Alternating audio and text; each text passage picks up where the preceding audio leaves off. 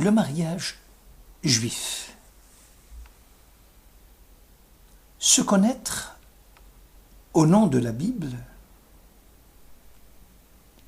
c'est avoir accès à l'être qui me fonde, c'est-à-dire à celui qui va évoluer dans ma frontière intérieure et qui a pour mission d'ailleurs de me délivrer. Ce qui rend le mariage humain, lumineux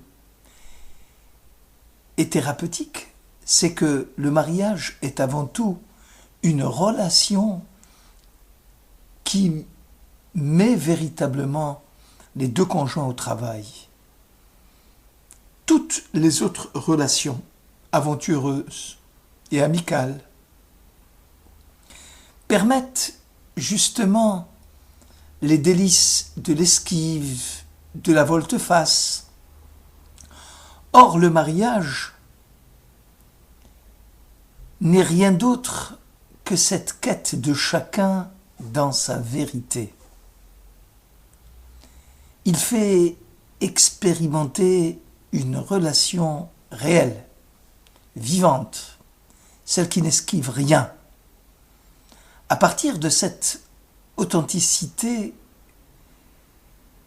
qui provoque, qui écorche, qui dérange, c'est le chemin, disent nos sages, qui mène au mystère de l'être.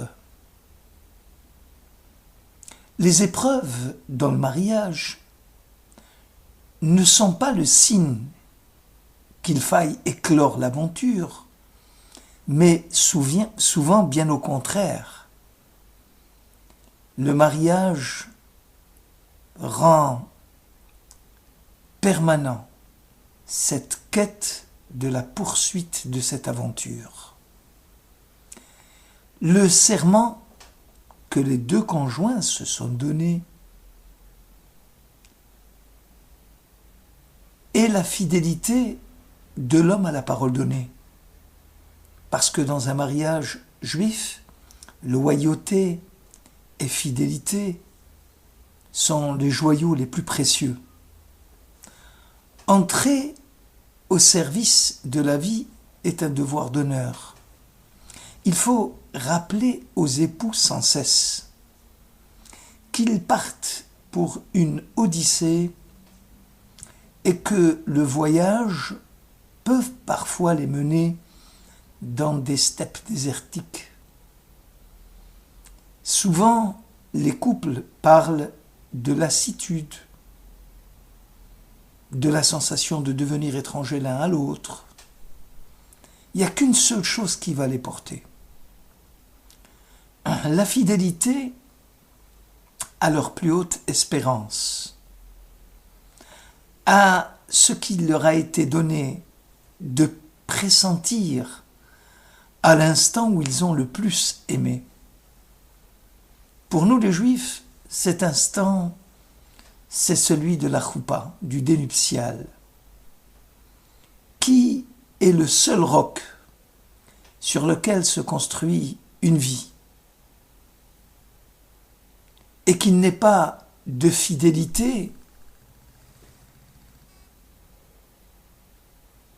qu'à partir du moment où il y a la mesure de l'amour que l'on porte à l'autre. Ce qui renforce le serment, c'est cette foule qui est venue nombreuse à votre mariage et qui porte haut votre espérance et qui croit en vous.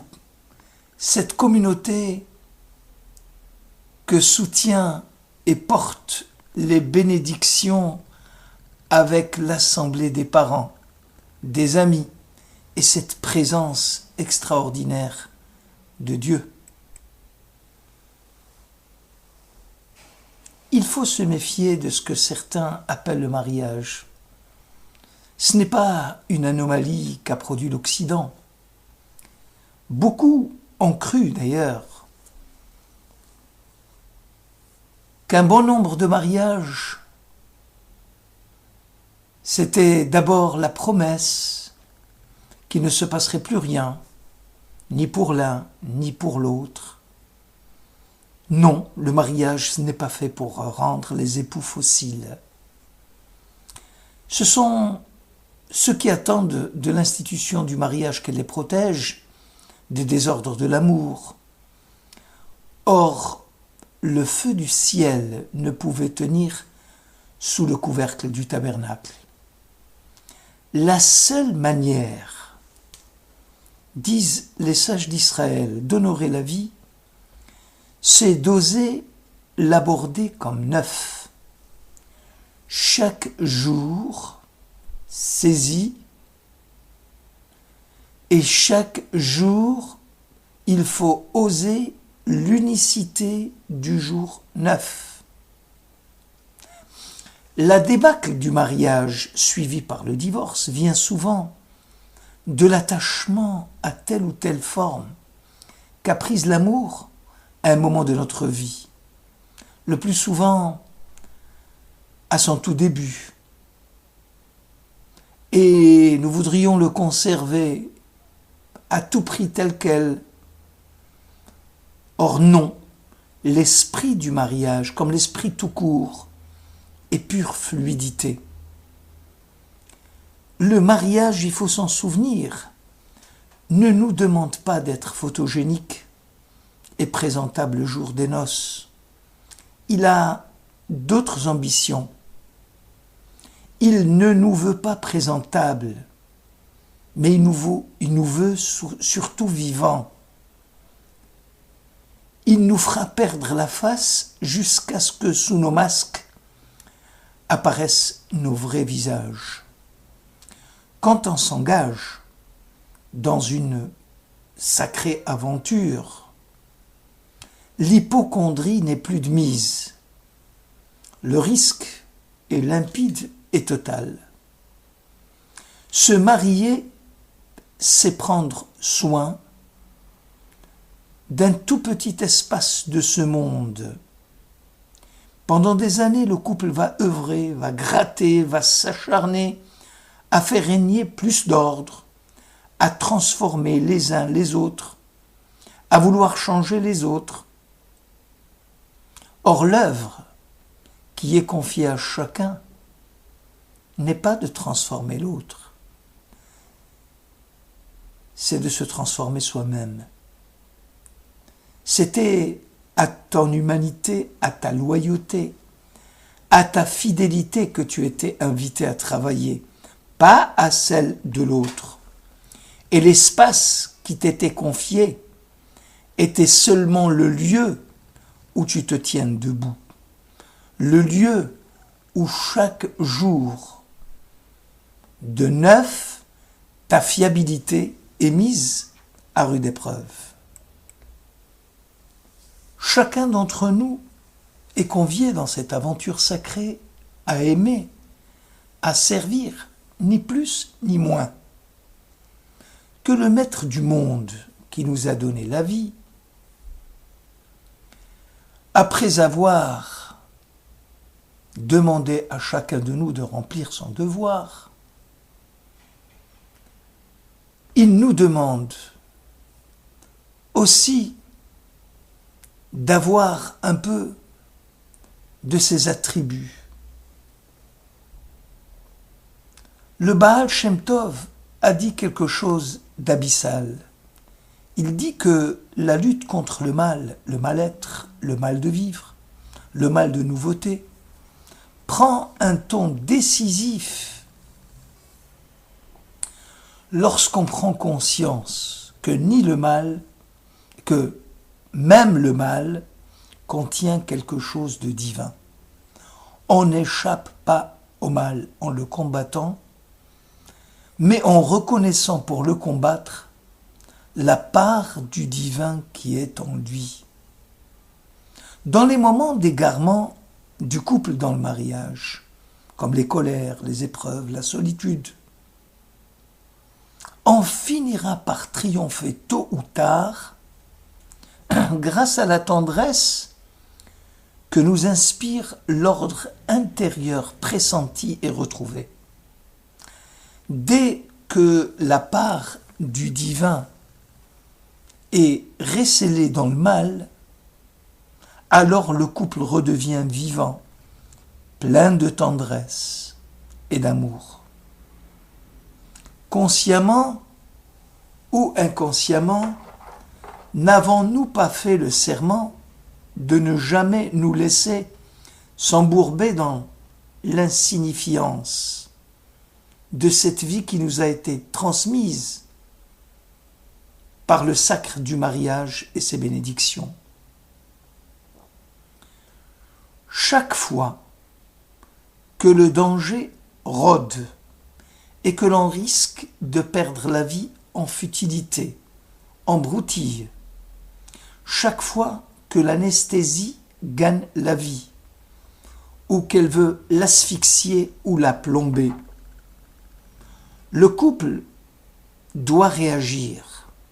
Il doit ouvrir non seulement la porte, mais aussi les vantaux. Il y a des appels dans l'ordre du quotidien qui signifient à l'autre: laisse pénétrer Dieu, écoute l'appel du divin.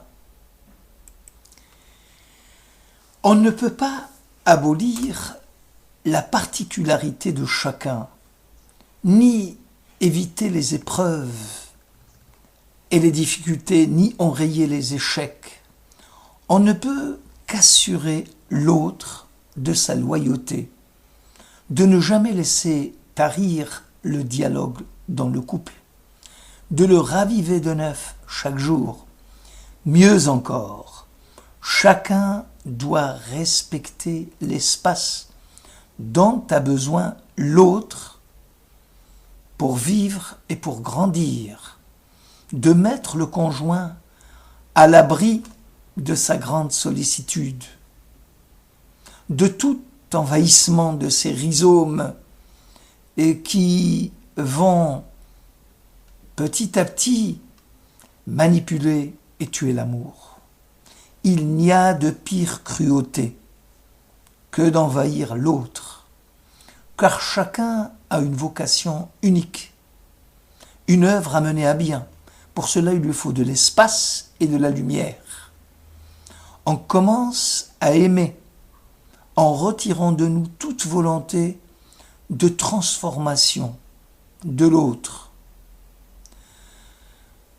L'autre, Dieu, est aussi la frontière que la vie a dressée devant toi, afin que tu ne sois pas perverti par ta toute-puissance. Ce que Dieu a dit à l'océan dans le livre de Job, en lui montrant les plages et les falaises. Jusqu'ici, a dit Dieu à l'océan, croîtront tes flots pas plus loin. Dieu le dit également à l'époux, en lui montrant l'épouse,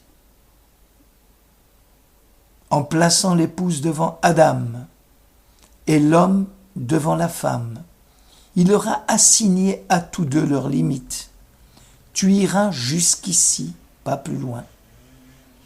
Ici commence le royaume de l'altérité, dans lequel on ne pénètre pas. Tes vagues viendront battre aux falaises de ce jeu furieux et tendre que vous vivez ensemble, mais surtout ne rêve pas d'évoquer la dualité, la fusion de deux en un est œuvre divine. Enfin, le mariage, il naît de la patience. Qu'à Dieu envers l'homme, je te donne une vie pour réaliser mon œuvre. L'amour conjugal se construit. Il est l'œuvre de patience et de durée, de persévérance et de lente croissance. Le mariage est un contrat de durée, un contrat de loyauté, l'amour durable, l'engagement du mariage et cet acte sacré, cette tentative d'un héroïsme quotidien. Il est de l'ordre du défi et de l'impossible. C'est ce qui le rend digne d'être défendu. Merci de votre attention.